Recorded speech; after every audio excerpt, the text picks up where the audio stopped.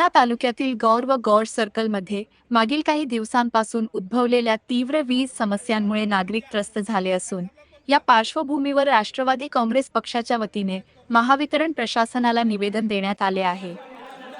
गौर सर्कलच्या जिल्हा परिषद सदस्या सौ कोमल गंगाधर पारवे यांनी उपकार्यकारी अभियंता महावितरण उपविभाग पूर्णा यांना 23 मार्च रोजी निवेदन सादर करून परिसरातील वीज प्रश्न तात्काळ मार्गी लावण्याची मागणी केली। भर उन्हाळ्यात वारंवार खंडित होणाऱ्या वीज पुरवठ्यामुळे नागरिकांचे जनजीवन विस्कळीत झाले असून शेतकरी, व्यावसायिक तसेच सर्वसामान्य नागरिकांना मोठ्या अडचणींचा सामना करावा लागत असल्याचे त्यांनी नमूद केले। निवेदनामध्ये गौर गावासाठी सिंगल फेज योजना तातडीने सुरू करणे, सायंकाळी व दुपारी करण्यात येणारे अतिरिक्त भारनियमन त्वरित बंद करणे, वारंवार खंडित होणारा वीज पुरवठा सुरळीत करणे, नादुरुस्त रोहित्र दुरुस्त करणे तसेच लाईनमनची गावात सतत उपस्थिती सुनिश्चित करणे अशा विविध मागण्या करण्यात आल्या आहेत। एकमत डिजिटल करिता सुशील गायकवाड, पूर्णा। ऑफिसला आमच्या गाववाल्याच्या वतीनं DOI साहेबाला भेटलो आणि जो सिंगल फेस योजना आहे आपल्या गौर आणि गौर परिसरातील ते करून देण्याचं काम ते सुद्धा करून देतो म्हणले आणि या नंतर सुद्धा आम्ही वरिष्ठाला बोलून सुद्धा या ठिकाणी सिंगल फेस योजना सुरळीत करण्याचं काम या ठिकाणी करण्याचं या ठिकाणी आम्हाला आश्वासन दिलेलं आहे आणि ते निश्चित करतील। त्यानंतर आम्हाला कळालं की जे महावितरणचा कारभार आहे मनमानी कारभार याच्या चालू आहे। कवा उठायचं, लाईट बंद करायची, कवा कोणी परमिट घ्यायचं, गावातल्या एखाद्या कोण्यातरी माणसाला सांगायचं आणि त्या माणसाला फोन करायचा, त्या माणसाने याच्या ऑफिसला आणि ऑफिसला फोन केल्याच्या नंतर येणे लगेच परमिट द्यायचं।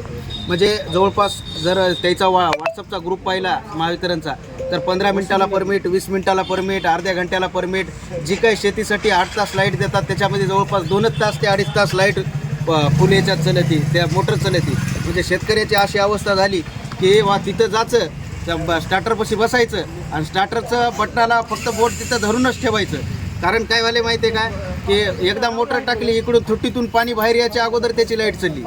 म्हणजे त्याला असं झालं की एकरभर भिजवायचं असल्यावर 10-15 दिवस लागायले। तर मग शेतकऱ्याचं प्रत्येक वेळेस प्रत्येक जागेवरून मरणच काय, शेतकऱ्यानं जगायचं कसं?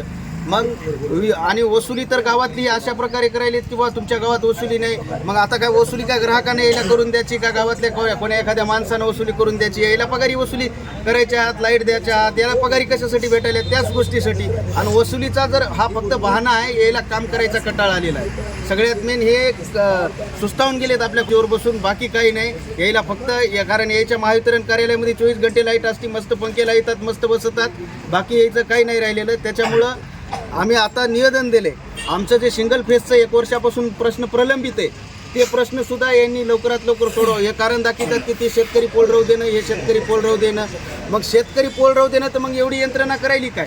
तुमच्याकडे पोलीस यंत्रणा आहे, तुमच्याकडे सरकार आहे, तुमच्याकडे तुमची यंत्रणा आहे, तुमच्याकडे सरकारनं दिलेलं कायद्याचं संरक्षण आहे, तरीसुद्धा तुम्हाला पोल शेतकरी राहू देत नाही। म्हणजे नेमकं तुम्ही करायले काय? याचा अर्थ असा आहे की बाबा तुमचं आणि त्या शेतकऱ्याचं काहीतरी आहे जे पोल राहू देणं झाले ते तुम्हाला त्याला काहीतरी आगावचे पैसे काय काढून द्यायचे असतील, काहीतरी करायचं असेल किंवा आश्वासन दिलं असेल की आम्ही असं करू, आम्ही तसं करू। मला एकच सांगायचं आहे की बा आता आम्ही या ठिकाणी आता आलो गाववाले, आता मेसेज पडला आमच्या ग्रुपला की 5 मिनिटात गौरची लाईट चालू झाली। म्हणजे आता सांगितलं होतं की संध्याकाळ होणार नाही आणि आम्ही इथं आलो की आता सांगितलं की 5 मिनिटात गौरची लाईट चालू झाली। म्हणजे हे म्हणजे नेमकं काय? म्हणजे इथं याची आम्ही वाट पाहिलेत का? हे म्हणजे याच्या पुढचं बी आम्ही काहीतरी पाऊल उचलावं अशी वाट पाहिलेत का हे लोक?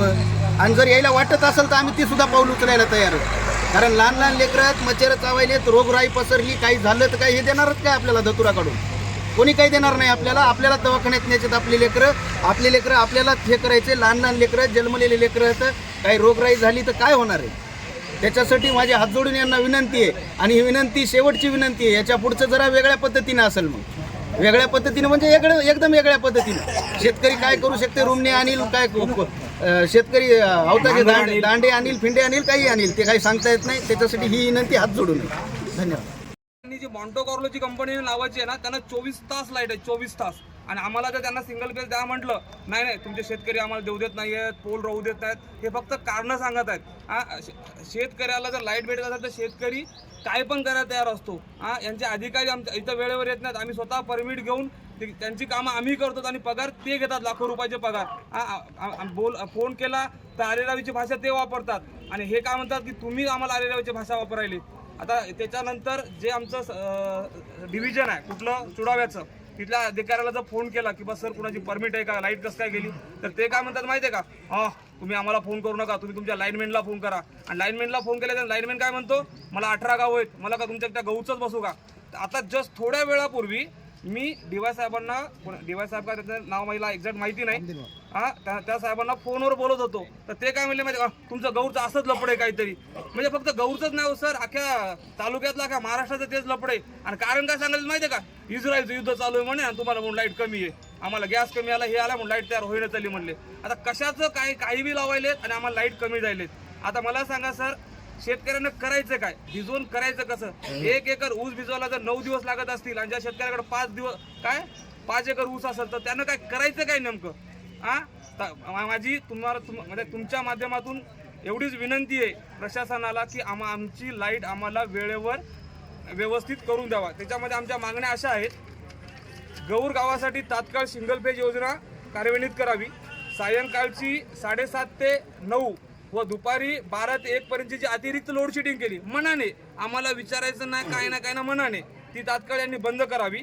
वारंवार खंडित होणारा वीज पुरवठा तात्काळ सुरळीत करावा आणि नादुरुस्त रोहित म्हणजे जे DP आपण ज्याला म्हणतो, यांचे एवढे भंगार DP झाले तर ते नाही का, तार डायरेक्ट फिट नटानं स्क्रू कोड, आपले फ्यूज असते ना, माणूस फ्यूज टाकते नॉर्मली, तर कुठे प्रॉब्लेम झाला तर फ्यूज उडते, इथे फ्यूज उडत नाही तर डायरेक्ट डिप्पूच उडते, पण फ्यूज उडत नाही इथं. एवढी आमच्या DPची अवस्था करून ठेवलेली आहे. तिथली केली आहे, शेतातली DP जरा बघायलाच सोय नाही. काय म्हणतात माहिती आहे का, नाही ना शेतातलं आमचं काही घेणं देणं नाही. आमच्या नावाने सरकारने ह्या महावितरण कंपनीला मरणाचा पैसा द्याले, टाइम टू टाइम बिल घ्याले.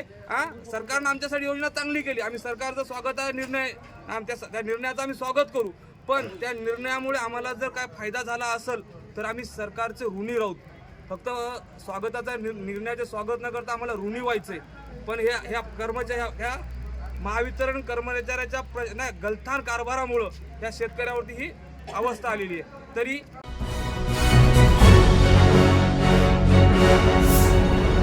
Thanks for watching Ekmat Digital.